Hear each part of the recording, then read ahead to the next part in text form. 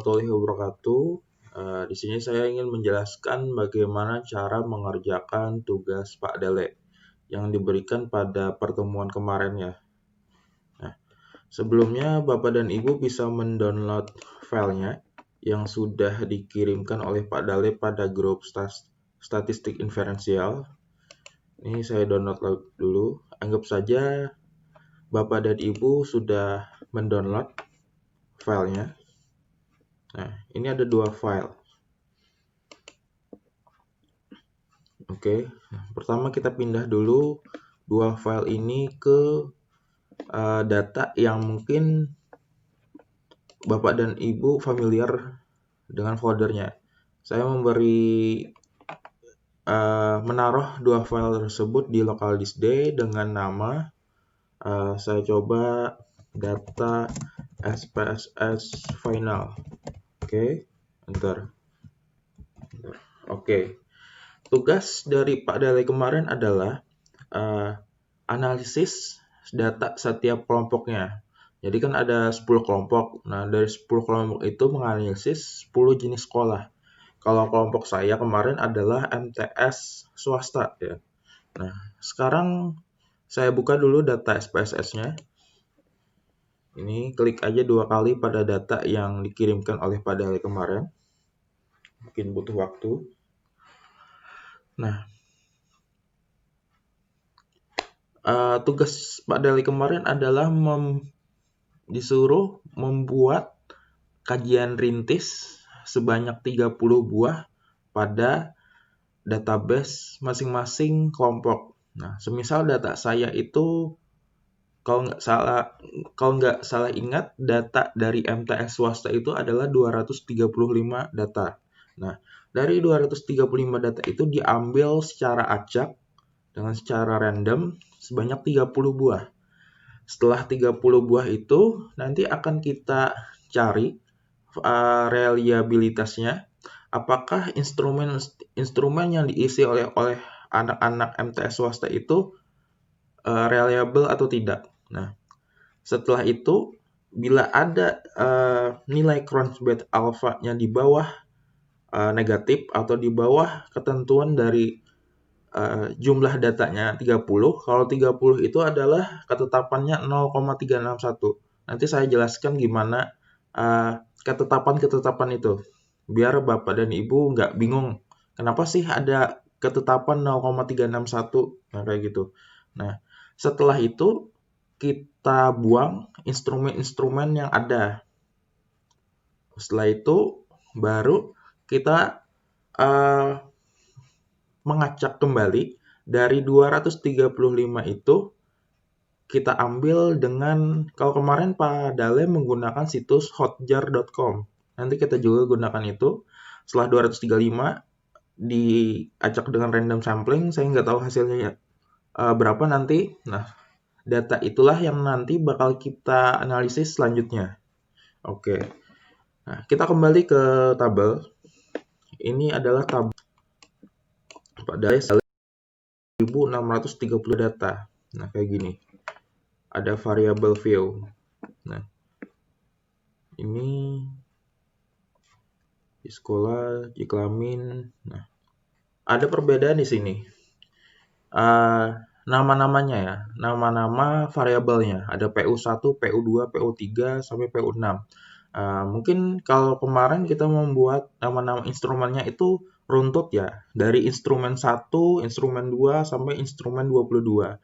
Kalau Pak Dale, dia membuat nama-nama instrumennya itu berdasarkan jenis variabelnya, maksudnya jenis instrumennya. Semisal kita buka Google Form yang kemarin,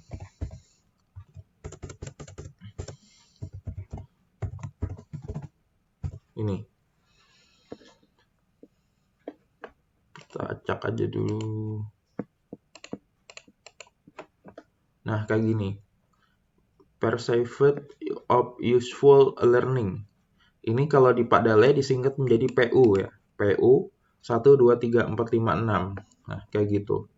Nah, kita buka Excel dari Pak Dale. Excel yang sudah dikirimkan oleh Pak Dale.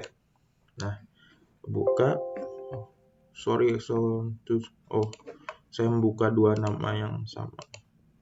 Saya keluarkan dulu.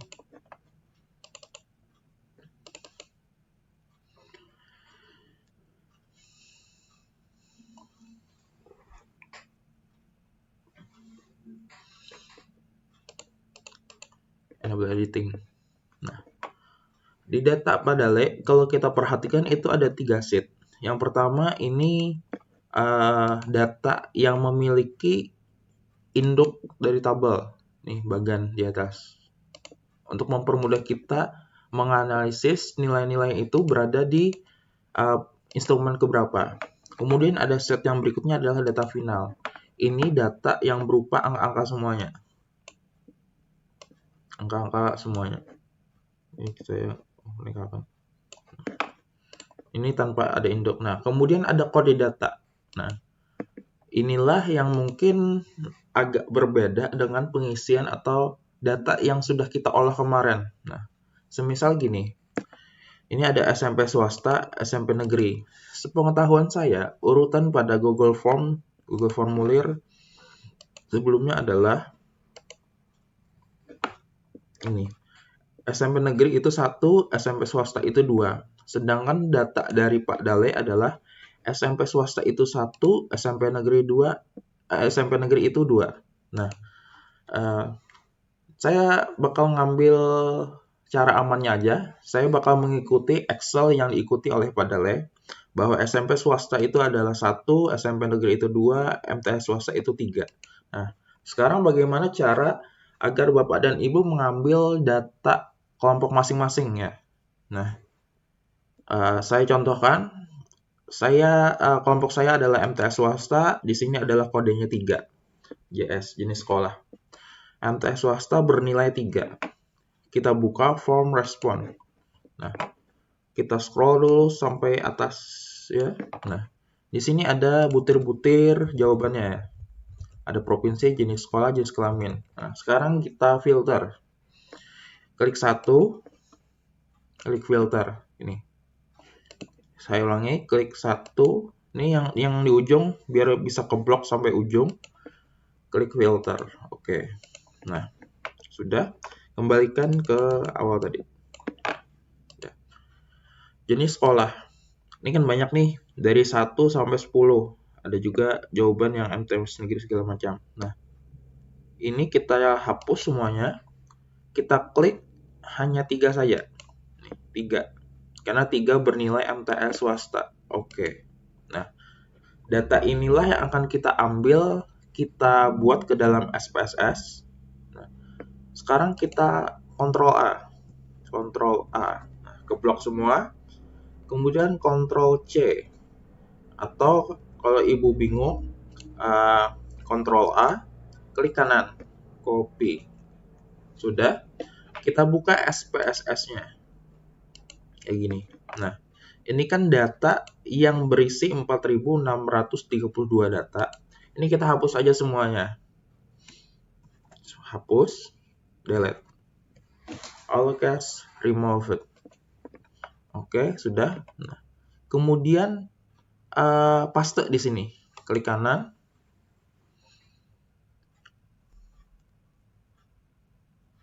Paste. Kayak gini. Nah, sudah dipaste. Nah, ada data di atasnya kosong ya, kita hapus. Kita clear. Karena itu berisi induk nama tadi. Karena dia bertipe angka, maka kita hapus. Oke, sudah semuanya. Nah, ini. Kita klik variable view. Nah, kayak gini. Oke, sudah paham? Nah, jika belum paham, bisa aja nanti ngulang-ulang video bagian yang tadi. Sekarang kita lanjut. Karena menurut saya kalau saya jelasin secara lambat, mungkin video saya ini bakal mengandung banyak terlalu panjang. Karena bakal menghabiskan memori saya. Nah, setelah kita mendapatkan data ini, Ini kita lihat apakah 235. Ya, benar. Data MTS swasta berjumlah 235 data. Nah, sekarang kita memasuki kajian rintis. Kajian rintis itu adalah kita hanya perlu mengambil 30 sampel untuk menentukan apakah instrumen yang sudah kita buat ini benar valid atau tidak dalam pengisian oleh responden nantinya. Nah, oke. Dengan cara yang sama, klik data, klik select cache. Saya ulangi, data select cache. Ini menggunakan cara yang kemarin ya. Cara yang kemarin, klik random, klik sample, klik exactly. Nah, data yang saya ambil adalah berjumlah 30 dari jumlah data kelompok saya, MTS swasta berjumlah 235. Continue. Nah, kalau biasanya saya manual, itu dia bakal tercoret ya. Tapi biar lebih mempermudah, kita buat data tersendiri. Jadi setelah dia diacak 30 buah, dia akan memuat data baru. Nah, caranya adalah klik copy select cache to a new dataset. Kita tulis namanya misalkan data 30 kajian rintis misalkan. Oke. Coding. Nah, memang tampilannya seperti ini, sama. Nah, Bapak dan Ibu hanya cukup mengklik icon SPSS. Di sini yang sebelumnya hanya 2, output dan data final. Ini ada data baru. Untitlet 2, data 30 kajian rintis. Diklik. Oke, sudah. Nah, kita lihat datanya hanya 30 buah. Nah, oke. Kalau sudah seperti ini, saya akan menghitung apakah data dari 30 ini valid atau valid reliable tidaknya. Caranya adalah dengan mengklik analyze, saya nggak tahu bacanya gimana, analyze, oke, klik scale, reliability analysis. Saya ulangi, analysis, scale, reliability analysis. Diklik. Nah, ada semua jenis variabel di sini. Nah, kita hanya mengambil instrumen-instrumennya saja. Bapak Ibu bisa klik di sini, sampai dia berwarna kuning. Kemudian tarik ke bawah dengan cara menekan Ctrl Shift ya. Ctrl Shift. Soalnya kalau dia di blok, dia nggak bisa. Dia bakal terikut kayak gini. Nah, klik Ctrl Shift bawah ya. Pada tanda bawah keyboard ya. Oke, kayak gini. Oke. Kemudian kita pindahkan ke kanan. Nah, kayak gini. Semisal Bapak dan Ibu sulit nih, nggak bisa ngeblok, mungkin cara manual aja. Klik ini, klik kanan. Klik ini, klik kanan. Klik ini, klik kanan. Nah, kayak gitu. Cara manualnya. Saya kembalikan. Cara praktisnya adalah klik pada instrumen pertama, Ctrl Shift, lanjut, pindahkan ke kanan. Oke, sudah. Kemudian kita klik statistik. Ini bakal mencari apa aja yang mau kita cari dari data 30 itu. Centang item, scale up item deleted. Ini maksudnya jika kita menghitung crown batch alpha-nya, jika data itu dihapus, crown batch alpha-nya apakah naik, apakah turun. Kemudian ada korelasi, klik. Jadi ada 4 centang ya. Ada item, ada scale up item deleted, ada correlation. Kemudian klik continue. Nah, kayak gini. Saya ulangi. Setelah Bapak dan Ibu memindahkan semua instrumen ke samping kanan, klik statistik. Oke. Kemudian centang hanya 4 ini saja. Item, scale of item deleted, correlation. Continue. Oke, sudah. Kemudian ini ada model. Alpha, split, half, Goodman, parallel, strict parallel. Nah, banyak peneliti yang saya ketahui bisa menggunakan split half, Goodman, segala macam. Tapi kita menggunakan teorinya Schwarzschild. Dulu saya juga menggunakan, tapi saya hanya menggunakan alpha. Mungkin untuk model yang lainnya bisa Bapak pelajari dengan sesuai dengan teori yang Bapak Ibu kutip nanti di bab 3 ya. Saya alpha Kornbach. Oke. Klik oke. Nah, sudah. Tampilannya sama seperti yang tadi. Nah, apa yang berubah? Bapak dan Ibu bisa mengklik ikonnya. Icon pada SPSS ada 3 lagi. Nah, kita lihat di outputnya. Ini dia. Ini adalah jumlah codingan mencari apakah data itu variabel atau tidak. Kita baca di sini, cache processing summary. Artinya adalah dari 30 data itu terisi 100%. Valid ya, 100% valid. Nah, oke. Kemudian ada reliability statistik. Kronometer alpha MTS swasta adalah 0,951 dan ini adalah nilai yang sangat baik untuk melakukan penelitian di atas rata-rata. Kalau rata-ratanya biasanya saya lupa. Oke, saya buka dulu acuan ketetapannya. Ini.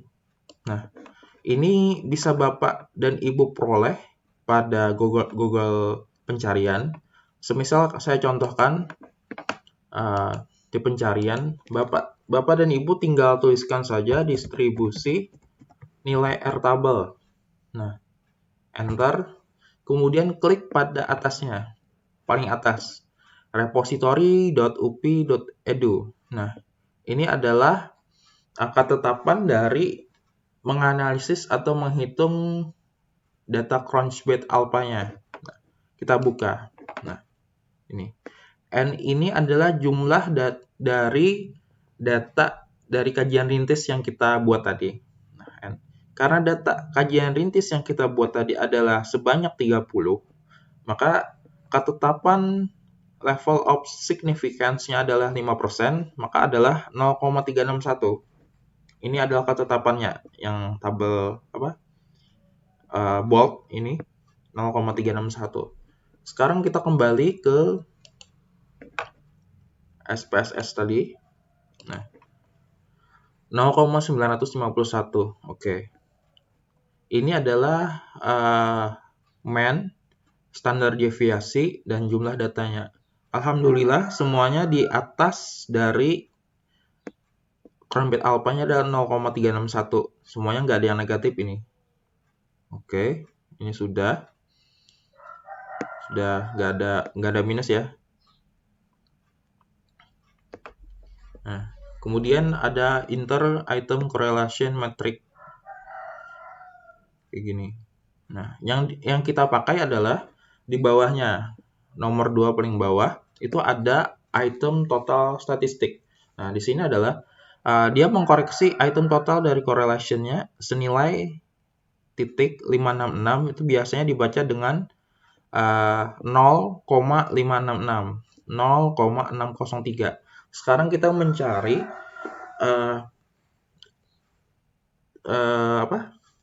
data yang di bawah dari 0,361 atau bernilai negatif. Nah, kita scroll, ada ini nggak ada ya, bawah 0,361.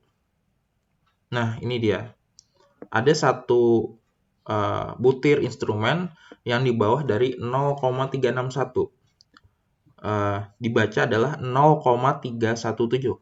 0,317. Nah, ini. Saya bosan dengan interface atau tampilan pembelajaran pada e-learning. Sesuai dengan teori, seharusnya instrumen ini wajib kita hapus ya. Tapi banyak beberapa dosen mengatakan bahwa meskipun tidak dihapus tidak masalah. Karena kita kembali lagi pada crunchbase alpha dari MTS swasta adalah tadi tinggi ya. Ini 0,951. Semisal Bapak dan Ibu mencoba hapus aja deh satu instrumen itu. Nih. Nah, kira-kira berapa ya crunchbase alpha setelah satu instrumen itu dihapus? Nah, di sini ada informasinya. 0,953. Nah, ini crunchbase alpha jika item itu dihapus. Maka setelah satu instrumen ini nanti kita hapus 0,317, maka hasilnya adalah menjadi naik ya 0,953. Tapi kenaikan ini tidak signifikan. Kita coba kurangi 0,953 dikurangi 0,951, hanya 0,02. Jadi kalau saya sendiri nanti jika membuat item dan hasilnya seperti ini, datanya tidak akan saya hapus.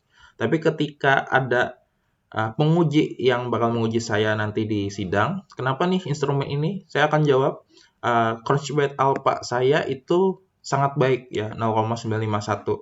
Makanya satu item itu tidak saya hapus. Kayak gitu. Nah, ada juga dosen yang mengatakan tidak perlu dihapus, tapi bisa saja dirubah. Seperti kemarin dari Prof. Wahyu ya. Mungkin dari mana tadi? 317. Hilang. Dan ininya kita gonta-ganti. Saya bosan dengan interface atau tampilan pembelajaran pada e-learning. Mungkin kita ganti sebagai saya tidak bosan dengan interface atau tampilan pembelajaran pada e-learning. Nah, mungkin kayak gitu. Mungkin atau Bapak dan Ibu punya pendapat lain, silahkan. Oke. Saya akan mengikuti acuan dari Pak Dale kemarin. Instrumen ini akan kita hapus. Nah, saya bosan dengan interface atau tampilan pembelajaran pada e-learning. Kita lihat kode pada variabelnya apa. Saya bosan itu, kita klik kode datanya. Saya bosan. Ini, saya bosan dengan interface atau tampilan pembelajaran pada e-learning. Kodenya adalah ATU4. Ini kita cari. Nah, tadi kan ada dua database. Data yang berisi 30 kajian rintis. Ini, nggak perlu menghapusnya di sini. Kita menghapusnya pada data induknya saja. Ini. Yang berisi jumlah keseluruhan data 235. Tadi ATU4 ya. ATU4. Nah, di sini. Data ini yang akan kita hapus. Mudah, cara menghapusnya adalah mau klik kanan terus clear bisa, atau klik edit kemudian klik clear. Kita hapuskan. Oke, sudah. Nah, setelah dihapus, data inilah yang nanti akan kita lakukan analisis selanjutnya ya. Kayak gitu. Nah, mungkin itu saja yang dapat saya sampaikan saat ini. Sebelum saya melanjutkan bagaimana cara menggabungkan nilai-nilai variabel, kemudian kita bandingkan dari beberapa instrumen. Mungkin video selanjutnya. Oke. Ya, terima kasih. Wassalamualaikum warahmatullahi wabarakatuh.